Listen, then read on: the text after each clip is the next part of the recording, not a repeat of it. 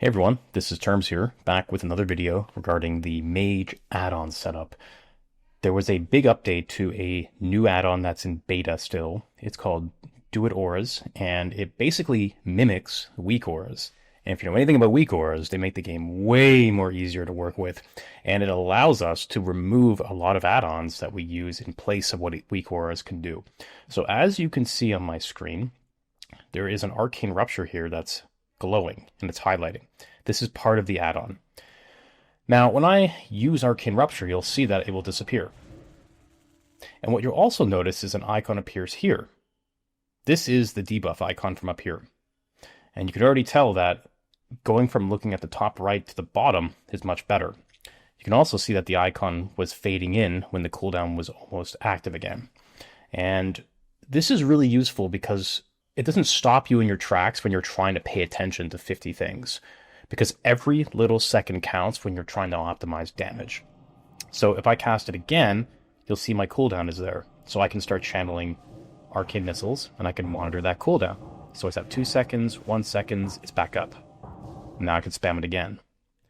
So essentially my entire, I guess my perspective of where my eyes are is like a vertical rectangle in the middle of my screen. It's like a big rounded version. I'll probably try and put something on my screen.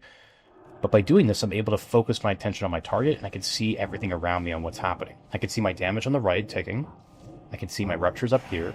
I can see all my debuffs at the bottom, and also my buffs that are applied on top. And this is great, because I can see everything that's happening. Whereas the opposite would be, I'd have to look up here. And it would be really annoying. Like, so example, Rupture. Okay, I'm watching this. Okay, now I'm going here, I'm watching this. Okay, back here to 3 seconds. Okay, 1 second. Okay, gotta hit the Rupture, it's not up yet, gotta hit missiles. It's too much. And so it's a lot better when you have everything consolidated to one spot. So I'm going to stop here for 1 second, and I'm going to evoke quickly. The other thing I did with this add-on is I also added everything I used to have with the debuff alert. In my previous video, I showed off the debuff alert add-on, where I had everything below here. You can see the True Band of Sulphurous, you can see Arcane or Temporal Convergence here. You can see Clear Casting that just procced. And I basically recreated the same thing, and it just pops them out as they become active. Same with the Wrath of Cenarius, which has still not gone active. So I'm just waiting for that to appear. There's Clear Casting, there's Temporal Convergence, there's True Band of Sulphurous, and there is Wrath of Cenarius. So everything is here. Even Arcane Power sits here too. And I'm not going to cast just because I don't want to kill myself, but I even added, and I don't have it showing here for some reason. There it is. I even have MQG there, so I can monitor that cooldown when it's up too. And I think this is really cool, because this allows me to turn off a couple different add-ons. So first of all, I mentioned debuff filter. That's now off. And there's another one that is active that doesn't show too often, and that's the Arcane Surge warning. Now, the reason we're not seeing it is because I'm actually targeting a 60 mob and not a question mark mob. So there's not too many surges being procced. So let's try and do it here and see what happens. Just some simple missile casts. Let's see if we get a Rupture appearing, because I have Rupture here too. So there's Rupture as well, and it's glowing. So if I wanted to use it, I could. Now, there's some pretty cool things you can do with this add-on. I haven't even showed how to create anything. So if I type /DA, it opens the menu. And I'll probably do some deeper tutorials on this over time as I'm still tinkering. But you can see there's groupings as you add things in here. So for example, you can add abilities, buffs, debuffs, items, bars. And if I'm under abilities, it'll select and show every ability that your character has access to on these pages. So I can click through here and look for things. So if I go back on the top, you can see there's Arcane Rupture, there's Power, there's Surge. And I add these over time. And I tinkered with them. And there's something really cool you can do here with your spells that you add and your abilities. So the first one, it says Group 1, Arcane Rupture. That's this one here. If I hit Edit, you can see that you can give it a grouping, and you can give it a leader of the group. So it's like the parent. Anything below that that's in the same group is the child. So if you're familiar with coding and development, this would make sense to you. But it's just a hierarchy chain. So the reason when I cast and everything appears on the bottom or the top. So if we see everything on top and the bottom, these are groupings. So the bottom is the debuff for Rupture with Surge. There's only 2. Everything above is a grouping of 6 different abilities and tools that I use, like items. And so if I move over here while casting, you can see that group 2 is Rupture and Surge, debuff and ability. And group 3 is Sulfur Blaze, Spell Blasting, Clear Casting, Temporal Convergence, Arcane Power, Mind Quickening, and Presence of Mind. It uses everything by name. And they are buffs. And you type them in manually. Then you can see there's a 4th group on over here, which you probably noticed, and I have Stratholme Holy Water and Goblin Sapper Charge. And so that's how the groupings work. Going back to what I wanted to show, if I go to Surge here, Edit, you can see that usability and cooldown is when it only shows when it's usable. And you can also set it to be, you can show the icon to appear when it's not on cooldown. So if I change this, it would appear there. So we don't want that. Combat state, in combat, out of combat. Target conditions, I don't play with this. Target status, alive and dead, might be useful. Glow effects, I can turn off glow, I can turn on glow. I can actually turn off glow and make it gray if I wanted to. And then you can do many things like target distant types, unit types. So for example, I can set it to being in range, not in range. Unit types, like there's a lot you can do here, just like with WeakAuras. And I'm just scratching the surface here on basic things that I was already using. Because I think about it like this. Let's recreate the things I already use, and let's minimize how many add-ons I have to use so my performance increases. I won't go over everything else here, but at the bottom, this is where it gets interesting. There's if and or conditionings. So if you're familiar with coding and just basic dev work and in workflows, you can do conditioning. And so I can basically put in here, add extra ability /aura/talent conditions. So I can click on ability on a CD. I can click Rupture, add. So this says when Arcane Rupture is on cooldown, Surge will show. So if I start casting and Rupture's on cooldown the entire time, so if I just cast fire spells until it resists, but I keep keeping the Rupture up. It'd be better if I took off all my gear. Let's see if it appears. There it is. Gotta resist. But if I try and have Rupture up while doing that, it will not show Surge. So we will wait 3 seconds. So now Rupture is up. See, I'm resisting Scorches. When I resist, you see Surge does not appear. Now the reason this is so interesting is because essentially you don't want to use Surge when you have over 15% haste, which you can see here. I have 15%. This is a different add-on I'm using. This is called, just so you guys are familiar with it, because I know that you like to look at this stuff, haste display. And so basically this was made by one of our mages. His name is not even on here. And it just displays a little box with the percentage of your total haste, which you'd find in better character stats. I have that off because it's resource heavy for me. So this is really useful because I don't use Surge when I'm playing, when I have full buffs. Because when I'm proccing all my abilities, I'm getting True Back Sulphurous, I'm using Quickness potions, Juju Flurries.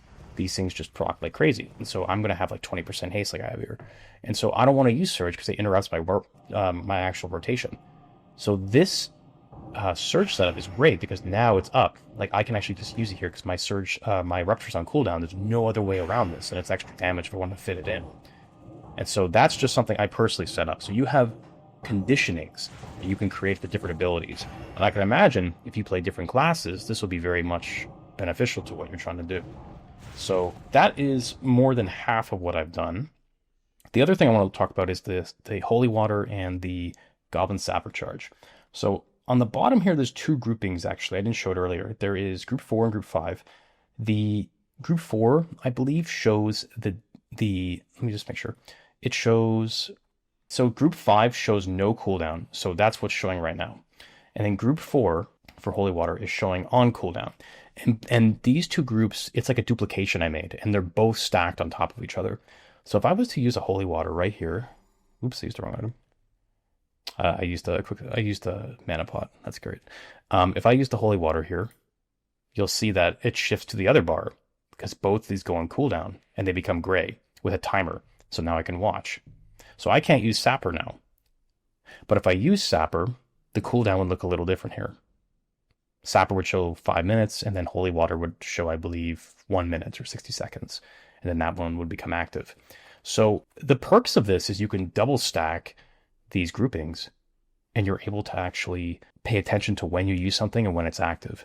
Otherwise, you have to have them in different areas, and it looks weird. I haven't figured out if you can do this within one grouping, but this has been pretty cool to do. I thought of this when I was tinkering, and I'm like, that's really awesome. Some other things that I wanted to add, and I will probably show you how I do this next, is I want to add Juju Flurry to most likely this Sapper bar, and then I want to add Quickness Potion, which would then mirror and mimic all of my potion cooldowns. But I think it's important to have that there because these are like the very like micro things I use throughout combat. Like you're using a Juju Flurry every minute if you can, depending on what you're doing. And you're using Quickness Potions almost every 2 to 3 minutes.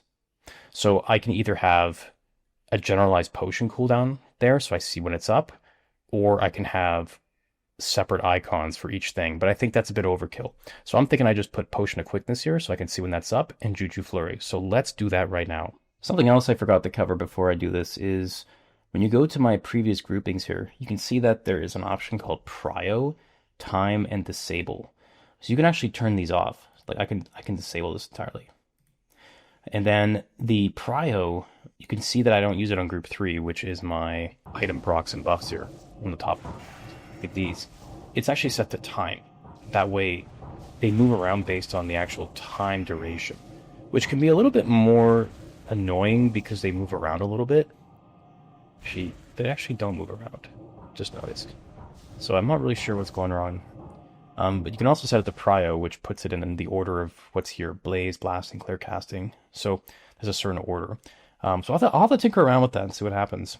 Now, going to group 4, if I want to add Juju Flurry, I need to see what it's called. Okay, so it's just called Juju Flurry. So what I could do is I can go here, Buffs, Juju Flurry.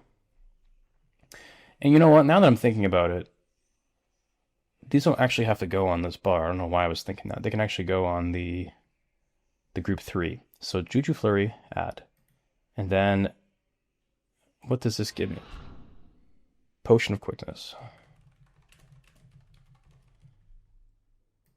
Let's add that. So you can see they're sitting here. I'm going to add this to group 3. Same with this one. And that's actually it. I just have to set the time. There we go. So you can see I add the time there.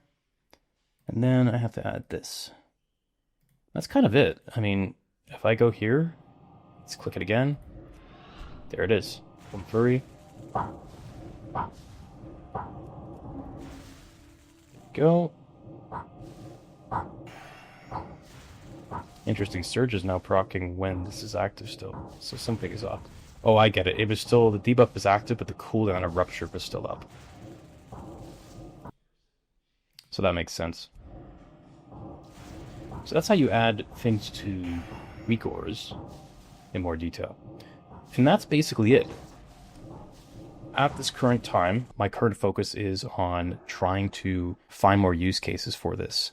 And the way that's going to work is I'm going to have to sit down and tinker with adding things over time. So going back to this idea with Sapper and Stratham Holy Water, I think I will add the potion cooldown icon there. And that way I can just see in general when the pot cooldown comes up. So what I can do is I can go to this one. And I think I will add... I'm just trying to think how to do this because it's an item. So maybe I'll do item. Aha. Potion of Quickness. Add. And then this one can be group 4. And group 4 is on cooldown. And then we will put remaining time. And we'll add this again. And this will go to group 5. And then this one is no cooldown. Yep, in combat. And maybe I will add a glow effect. And that's that. So you can see that my potion cooldown's up. So for example, I'm going in, Control G, greatest it's up. It's not showing the cooldown. Now it's not showing holy water. So you can see there's some issues here. So now I gotta go into, is this the cooldown? Combat, cooldown, remaining time.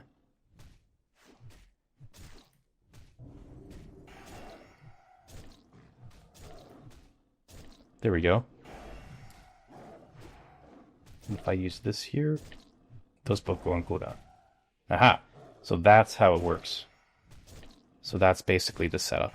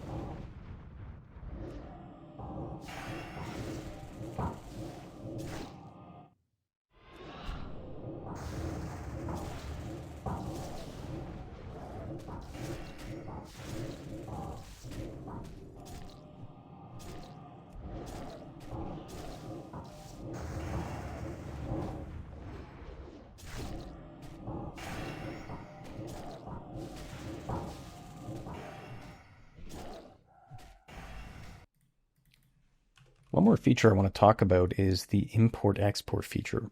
So you can click on export at the top right, and you can choose what you want to export. If I click everything and click on create export, it'll put the code here. You click on select export, it selects everything, you push Control C, and you put this in a notepad.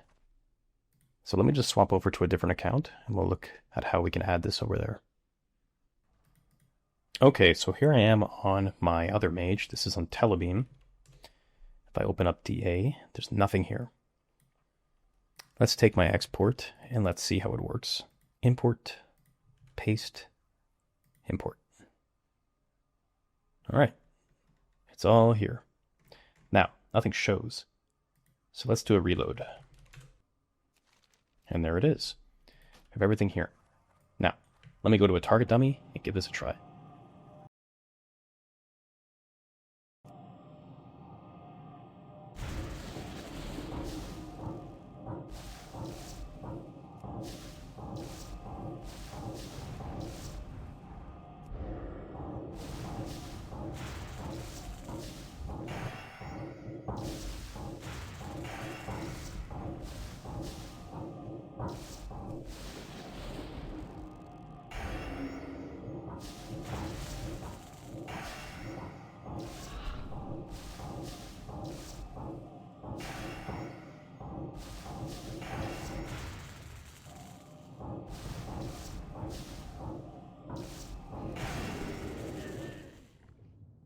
Well, it was worth the test.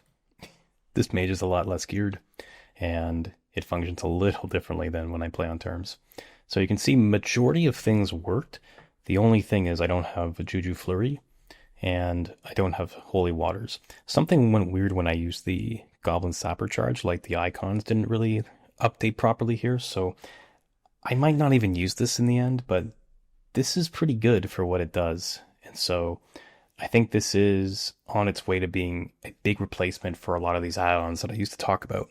So things like Arcane Surge warning, debuff alerts, and much more. So definitely tinker with this, give it a try, and let me know what you get up to. Make sure to leave a like, a comment, subscribe, and I'll see you next time.